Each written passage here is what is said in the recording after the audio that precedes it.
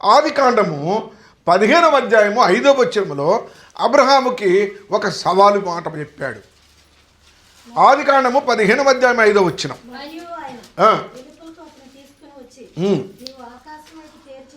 ఆకాశం వైపు తేరి చూచి నీ చేతనైతే లెక్కించు అన్నాడు. అదేంటి మరి, నియమించబడిన సంఖ్య ఉందన్నాడు కదా, నక్షత్రంలో సంఖ్య నియమితం అన్నాడు కదా, మరి నియమించబడిన సంఖ్యను తెలియపరిస్తే అబ్రహాంకి అర్థమయ్యేది కాదా? లెక్కించు చూద్దామన్నాడు. లెక్కించలేనన్ని నక్షత్రాలుగా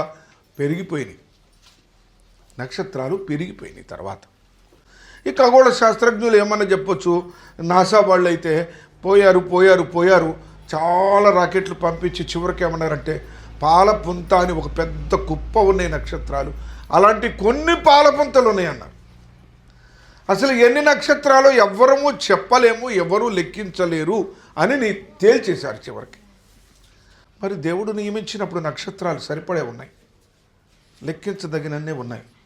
వాటి సంఖ్య ఆయన ఎరిగిన వాడిగా ఉన్నాడు, వాటికి పేరును కూడా పెట్టిన వాడిగా ఉన్నాడు. కీర్తనకారుడు ఆత్మవశుడై రాసిన మాట అది, ఆయన సైంటిస్టు డైలాగ్ కాదు, అది గమనించవలసిన మాట అది. అందుకే ఆయనతో అన్నాడు, మరి ఒకసారి లెక్క పెట్టగలిగితే లెక్కబెట్టు అన్నాడు. ఏమిటి నక్షత్రాలు అనేది ఒకసారి గమనించాలి మనం. నక్షత్రాలు అనే మాటకి మరొక చక్కని మాట ఏంటంటే, నీ సంతానము ఆకాశ నక్షత్రము వలె అవును అన్నాడు. యోసేపు ఒకసారి కలగన్నాడు. ఆదికాండము 37వ అధ్యాయము 9వ వచనంలో ఒక కలగన్నాడు. ఆ కలలో ఏమంటాడంటే, అతని అన్నదమ్ములు 11 మంది. చదవండి. అతడు ఒక కలకని తన సహోదరులకు తెలియజేసి, ఇదిగో నేను మరి ఒక కలగంటిని, 11 నక్షత్రములు.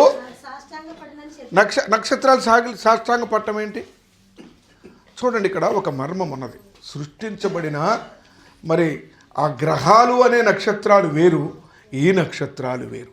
ఆ దినమును నడిపించిన నక్షత్రము మరల ఈనాటికి కూడా ఎక్కడ కూడా సృష్టిలో కనబడలే. ఆ నక్షత్రం యొక్క ప్రత్యేకత ఏమిటి అని ఒకసారి జ్ఞాపకం చేసుకున్నట్లయితే, మరి యోసేపు గారి కలగాని అంటాడు, ఆ 11 నక్షత్రాలు నేను చూసా అంటాడు. ఎవరు 11? అతని అన్నదమ్ములు.